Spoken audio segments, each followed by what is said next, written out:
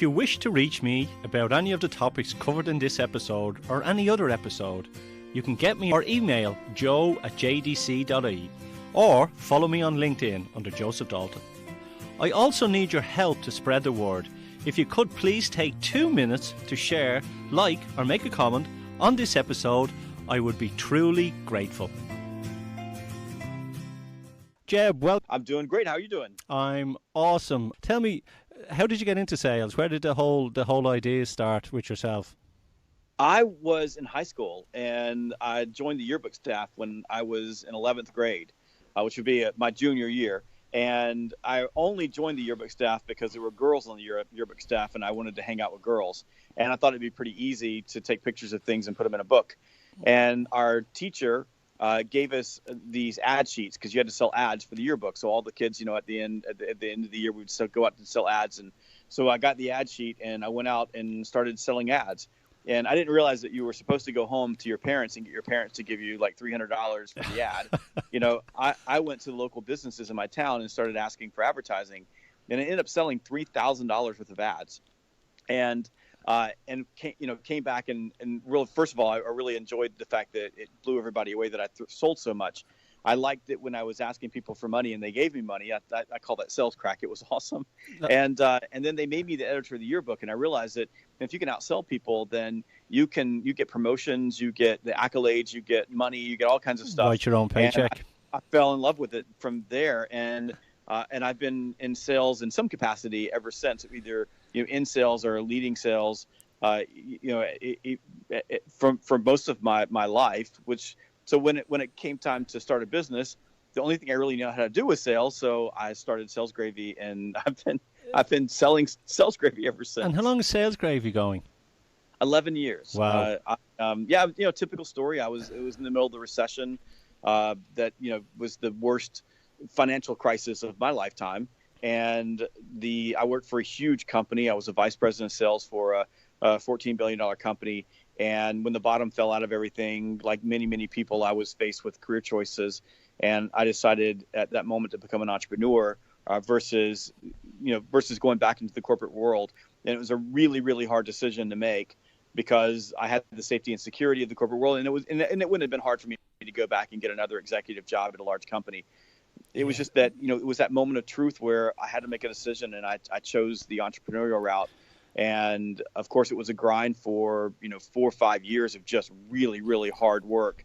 But it's all paid off today. We're a business. We're doubling the size of our company every single year now. So that's amazing. But there's a lot of people who have the same story, that they just you hit that moment where there's this break in everything that you thought was supposed to be your life. And I was in my dream job, so it wasn't like I was in a situation where I didn't like my job. I wasn't trying to get away from it. It just got away from me. It's crazy. As you know, I had Alice Hyman on, and she tells a similar story, with the recession and everything as well. And similar to myself, it was a real case of letting go and really figuring out who I was or who I am, and just being the true me. And I think once people start being the true person, their businesses will flourish. But you're right about one thing. I don't think anyone really understands the first 2-3 years of a business and what the hell you go through, splitting up the burger at night and sharing it between the 4 people and not being able to go to the cinema because you're just working on that business. But I think it's having the focus and the end result which makes us entrepreneurs. I agree. It's a grind. I mean, I clearly remember, waking up, at least the first 3 to 4 years, I would wake up crying at least once a week in the middle of the night, like in a complete panic. Yeah. That I was going to fail, and have to crawl back and beg somebody to give me a job. And, and in a lot of respects, once you go down the entrepreneurial route, as, and from a business standpoint, it's very hard for companies to hire you back. So I knew that in some ways I was basically screwed, making myself unemployable. Yeah. So, yeah, I don't think people realize. You're exactly right. I mean, the times when my family would go do something and I'm sitting at my desk, I would work. Back in those years, I worked until my body hurt. I mean, literally my entire physical being exhaustion would be aching from exhaustion. Yeah. And we still work hard. I mean, don't get me wrong. My wife and I, and my wife's our CFO. for our company, the two of us, we work pretty much 7 days a week. I mean, there is rarely time that we take any time off, but it's not like it used to be. Like today, I know that if Saturday goes by and I don't work, the business is going to be fine. I know tomorrow we're going to make money. I know that we're not in a situation where there's any imminent, disaster waiting for us. You're at a place where the business sustains itself almost. I mean, there's almost a place where if I left the business and someone else came in, this company could keep on running. But boy, I tell you what, you're exactly right. I don't think people really get what it takes in the early years of being an entrepreneur in terms of grind in order to make it happen. Look, it's something I've said on many a show. If starting up your own business was easy, we'd have no employees and everybody be self-employed. That's a good way. That's a great way of putting it. I like that. Yes, that's the reality of it. Yeah, it's true. Yeah, and we're the ones that kind of go right, and when everything else is falling to shit, you go right. I can do this and keep plugging away on it. So look, getting into sales, a lot of people out there and they go, oh, the phone is dead, and there's other people that argue that prospecting doesn't exist anymore and it's all about social media. And now there's a big talk about social selling, which in my day 20, 30 years ago when I was selling, we were social selling, but we just did it differently. We didn't have platforms. We basically met people for a pint. Yes, right. So I read your book there a couple of months ago on prospecting, and it blew my mind out, and it resonated a lot with my opinion. What drove you to write it? Was it hearing a lot of stories from a lot of people, or was it just going, I need to get this message out here and tell people what's really going on with sales? I got pissed off. I mean, the reason I wrote Fanatical Prospecting is it just got pissed off. So I'm a sales practitioner. I've been selling my whole life. And we just go back to the grind of building my business. And just imagine that one day you're a corporate executive. The next day you don't have a job, so you have to go figure it out on your own. Yeah. What are you going to do? Like build a website and wait for people to come to you? Mm-hmm. No. I mean, you gotta pay bills. You got to feed your family. You got to look your spouse in the eyes and say, I'm going to start my own business, but I'm going to be able to sustain this. So what did I do? Man, I sat at a desk in my home and I started making cold calls. That's what I did. Yeah. And I picked up the phone and I called companies, and I did it for 2 solid years. I cold called, just me. Now I went from, just give you an example of this so people get the picture of this. I went from corner office with 2 assistants, flying around on the corporate jet, basically massive expense account, living, the life of an executive in a Fortune 500 company, which is almost like being a rock star in some cases at that level. I went from that to picking up the phone and cold calling. And the reason I did that was because I knew that worked, because that's how I got the corporate job to begin with, because I was the best salesperson in my company year in and year out, and I got promoted because I was able to do that. So I had complete faith in my ability to build my company because I knew if I talked to people, I could sell stuff. So that's what I did. And you know what I also did? I went out and in the early days, I would go out and I would go to like conventions and job fairs, and I would crash job fairs because salespeople and sales leaders were there, and I would go talk to them. And I got kicked out by security a bunch of times, but I would just go do that. And I did that and did that and did that and did that. And I built one company after another company after another company, another customer after another customer. And, and one day at my first enterprise client, I sold them, a big old huge client. The whole thing was from making cold calls. Yeah. So I know what works. I know what works is that you have to talk to a lot of people. Now, clearly, if you talk to the right people, it works even better. If you're more targeted, it's even better. If you call the right people at the right time, even better. Is that to say that social selling, which is basically, just so we're just really clear on this, it's marketing. All it is marketing. That's all social selling is. You're not selling anything on social media. You're creating familiarity. You're getting out there. You're making your brand aware. People are exactly know. Like I do the radio show here on Dublin South FM. I do the podcasts. I do the short little 1-minute videos, and I throw them up on LinkedIn. I write the blogs. All that is just making people go, I exist. I am here. Yeah, hello. Exactly. How are you?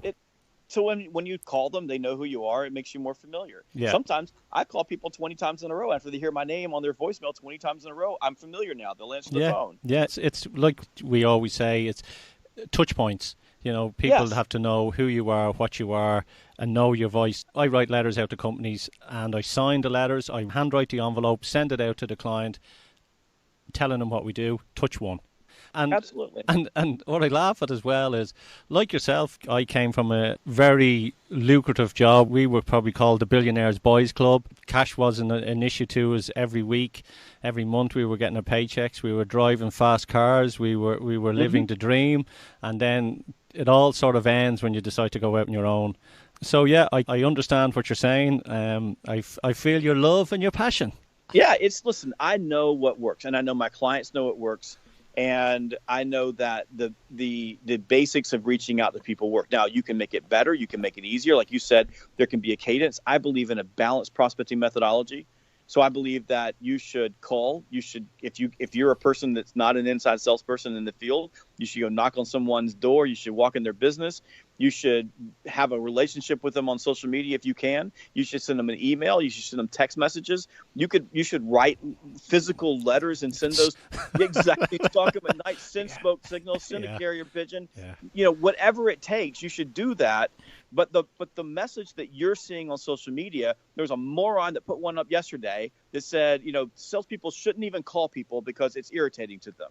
Well, yeah, it's irritating to them. Hell yeah, it's irritating to them. Nobody wants to talk to you when you interrupt their day. But if you don't interrupt their day, you're not going to sell anything. If you don't sell anything, you're not going to be able to pay your mortgage and feed your family. The whole point of selling is that you're interrupting someone who wasn't expecting you to be there, and you engage them and you sell them something they weren't thinking about buying. Otherwise, it's called order taking. Well, that's the point. Let me give you this. I was speaking to a lady yesterday, and she said she was at a course, and the guy at the course raised their hand and says, "Who here doesn't like salespeople?" And they all put up their hands, and they went, "What are you doing? You're all self-employed. You're all salespeople." Yes, right. And it annoys me there where, if anyone ever calls me or sends me an email, I respond to them. And if they call me, I listen to the sales guy. I know I'm not going to buy, but I listen to him. And I hate when people, go, "Oh, salespeople," and hang up on them. Yeah. This guy's just doing his job. Give him the time of the day. You're in business. You're looking to attract people. How would you like people treating you like that? So I say treat people the way you like to be treated yourself. Well, it's fantastic when I go to a businesses, and I have clients that I'll walk up and I'll take pictures and show them. I'm like, you got a no solicitation sign out on the outside of your building, and you have an entire sales team back here that you have me train to go out and go knock on doors of people that are in buildings just like yours. Like, what kind of a message are you sending? I don't want salespeople to come in my building, but I want my salespeople to go in other people's buildings. Yeah. So it's the but that's what salespeople do. Good salespeople walk past the no solicitation sign, and they walk through the door and they engage people. Look, and if you're you can't do that if you're so sensitive to rejection that it's so uncomfortable that it makes you you puke in the parking lot before you walk in places. Sales is not the right place for you. It's not for everybody, and that's okay. There's no problem with that. But if you're going to be in sales, don't listen to all of these charlatans who are pandering to you, playing to your worst fears, mostly because they can't do it themselves, and they just want company for their misery. Anytime you think of something, think the 5 seconds, do it, because the brain kicks in, the mind kicks in, and you don't do it. It's true. I've done a video on it. It'll be up on LinkedIn now in the next day or so. I'm calling a playbook, and I think that every sales company should have a playbook. And the playbook is in, how do your guys meet and greet? When do they send that email out? What is the response after that first email? What is the response after when they make that call? When they call? So it's a playbook, and you don't send a football team out onto a field and they're all running around doing their own thing, bouncing off each other. They have a playbook, and your sales team should have the same process. Absolutely. Well, that's one of the services that we provide as a company. I have a team of people. We develop playbooks for companies, and we do them in hard copy. We have cool apps that we can build for the sales team. So you're out there, and you're walking into a particular type of business. You can dial in and say, okay, in this particular business, what's the play that we run for this type of business in this vertical? So yeah, you're exactly right, and that's taking books like Fanatical Prospecting that are built for a general audience, and then dialing a system in specific to your company, because every company, every system is different. The way you go about business is different. Your vision for who you are is different. Your message is different. And I do not believe in a one-size-fits-all process for sales. I think that that everything works in sales, sometimes for everybody, depending on where you are. So every organization, to your point, needs to have a unique set of plays that they run for their sales organization, and then they teach that over and over and over again, just like a football team would teach, just like a rugby team would teach. You have a set of plays and you run them, and when you do that systematically, it's almost impossible to lose. It is indeed. I'm just going to take a short break. Are you looking to boost your performance, motivate your sales team, have an all-round structure to your marketing? Get in touch with myself at Breakthrough Brands or contact me at joe@jdc.ie.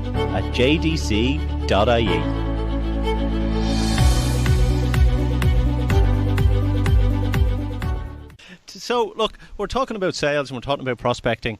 Why do people fear prospecting? Well, the reason they fear prospecting is because they fear rejection.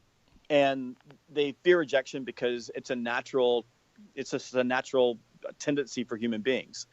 Human beings are built to be sensitive to rejection. And the reason that we're built to be sensitive to rejection is because through evolution, rejection teaches us how to operate with other human beings, where the lines are drawn with other human beings. So over time, human beings who developed a sensitivity to rejection were more likely over time to perpetuate their genes. They were able to continue to be a part of the gene pool, and people who were oblivious to rejection typically were cast out and didn't make it. So it's natural for you as a human being to see rejection as something that is to be avoided. But the thing for salespeople is that it's a job where you have to seek out rejection. So you have to do something that for a human being is completely unnatural. So for me, I always begin there. Look, it's okay that you feel, trepidation before you do a prospecting call because you feel like you don't want to be pushy, that you don't want to be rejected. The truth, though, is that in sales, you're not actually getting rejected. I mean, every once in a while, somebody will say, screw you on the telephone. But I mean, for the most part, we know the truth. And that's just a handful of people that really reject you. Most of the time, it's just an objection. It's an objection to meeting with you. I'm not interested, or we already have a vendor, or I don't have time right now, or, call me in 3 weeks or whatever. Mostly it's that. And those are objections. And the problem for most people is that they don't see the difference between an objection and a rejection. So for a salesperson, the first step is just to be aware of the fact that when you get a prospecting objection, it feels like rejection, and that's why you don't want to do it. And then where I come from is I always think about what's on the other side of that. Like, what do I want? Yeah. So, for example, I told you earlier in the show, like I had to look across the table at my family who, when I said I'm going to build a business, and I wanted them to be proud of me. I wanted to be able to feed them. I wanted to be successful. So when I sat in my office and made cold calls, all day long to businesses that didn't know me with not a very big or good value proposition, did I feel, trepidatious? Yeah. Did I feel like I was getting rejected? Yeah. Was it uncomfortable? Absolutely. I mean, all of those things were true. However, what I really, really wanted was I wanted a successful business. Yeah. So I used that desire, right, to help me deal with the natural emotional response to rejection so that I could seek out rejection and I could deal with it and I could get what I wanted. And every salesperson, I believe, has to do some level of that depending on where you fit on the, on the scale from, pure psychopath where you feel nothing, right, to people who are super empathetic and they really feel rejection. So there's some place in there that most of us fit.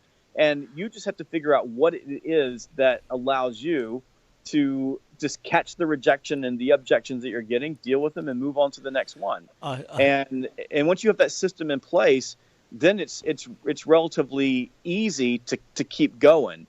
But I don't want to discount. I'm not I don't like to glorify rejection.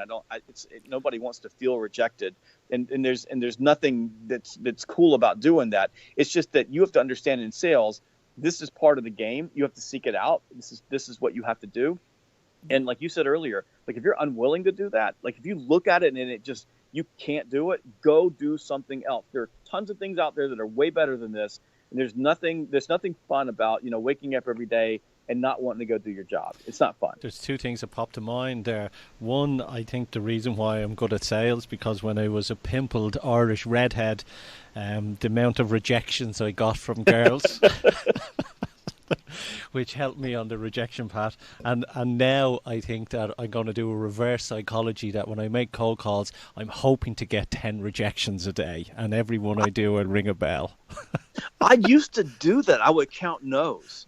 Like I want to find out. I try, like I'm trying to get rejected. So, every day I was like, I want to get 60 people to tell me no today. Yeah. That's how I would do it. So in my early days, I would I would put a little chit mark on the paper every time somebody told me no. Yeah, and that was my goal. Just how many no's can I get? And your wife is going, oh my God, he must have made a new sale. He's made he's made 90 rings today.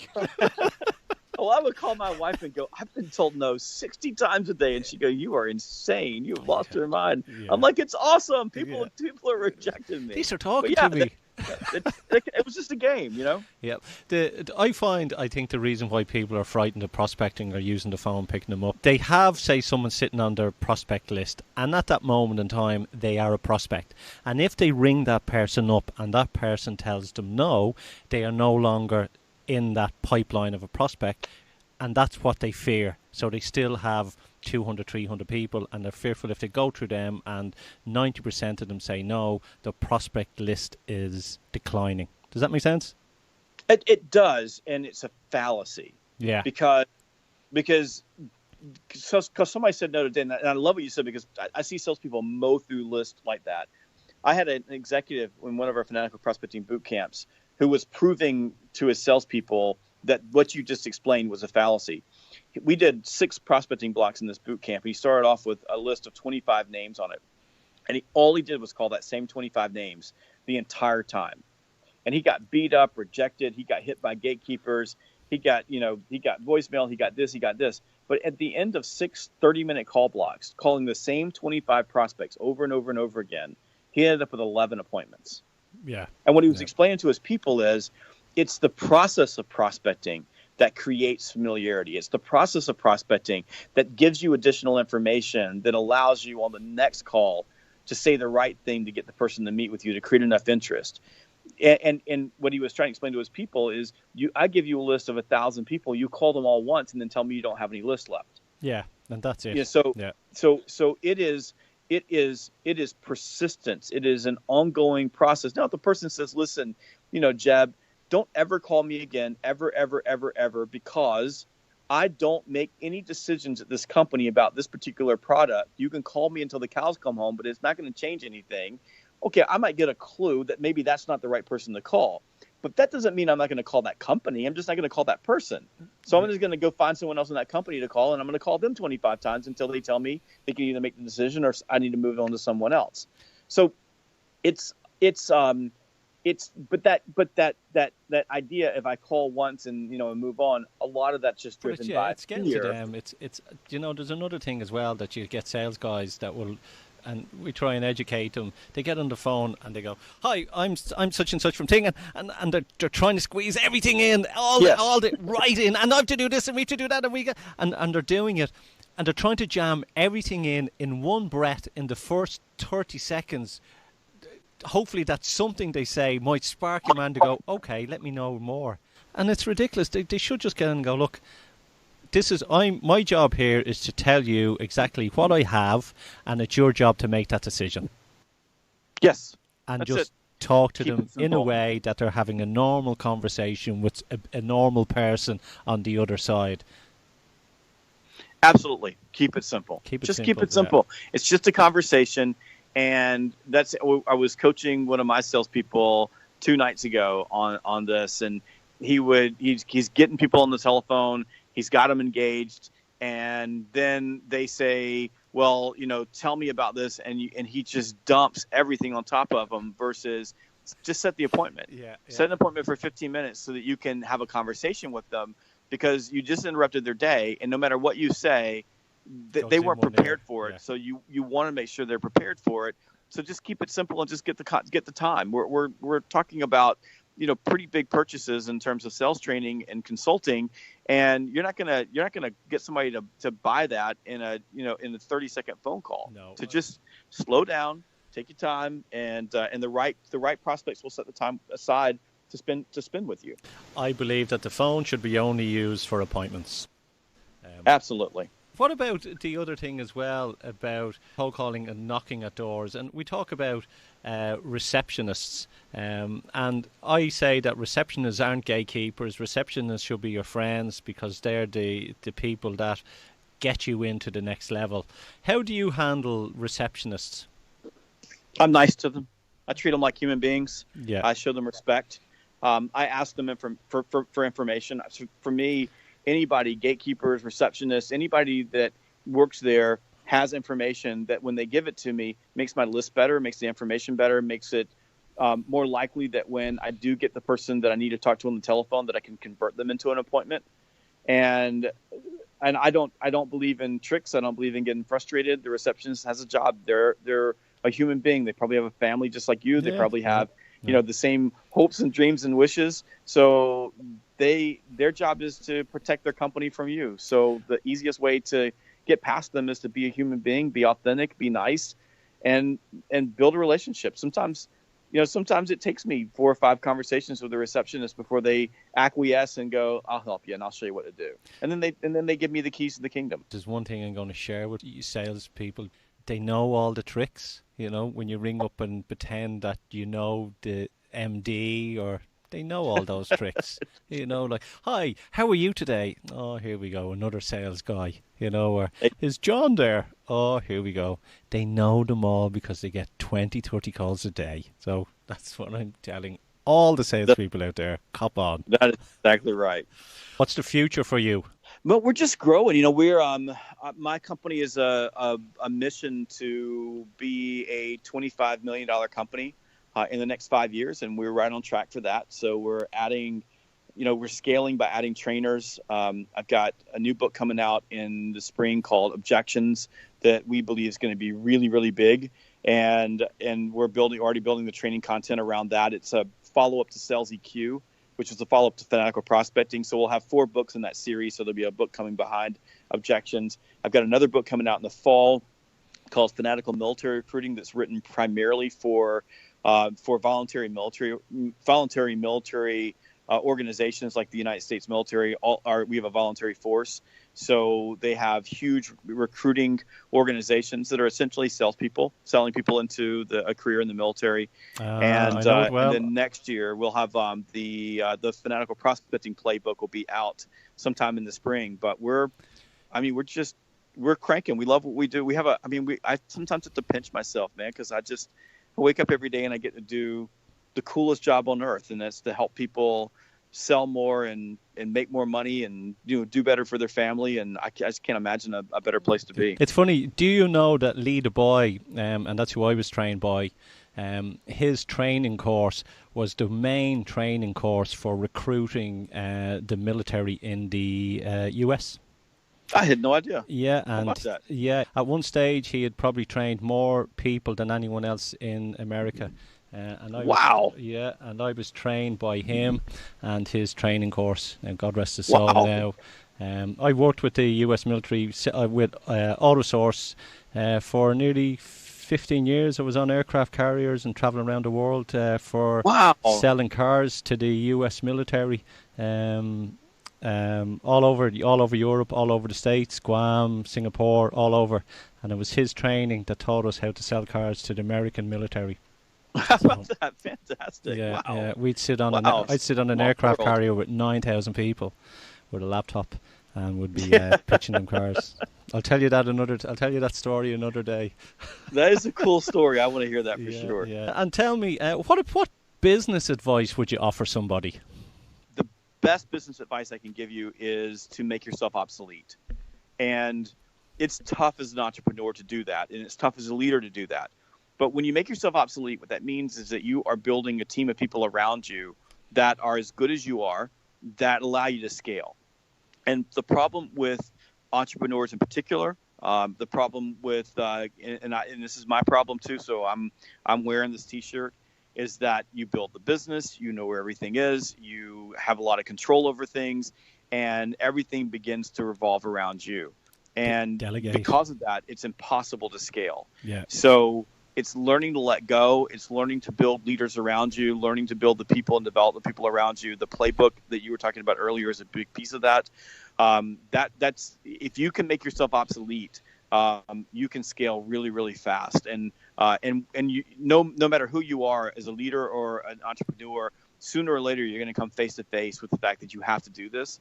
I have, and many times in my life, and it's an excruciating process to begin letting go. But when you do, you start moving a lot faster. Cut the apron strings. Absolutely. Jeb, it's been a pleasure to have you on. Thanks, Joe. Appreciate it.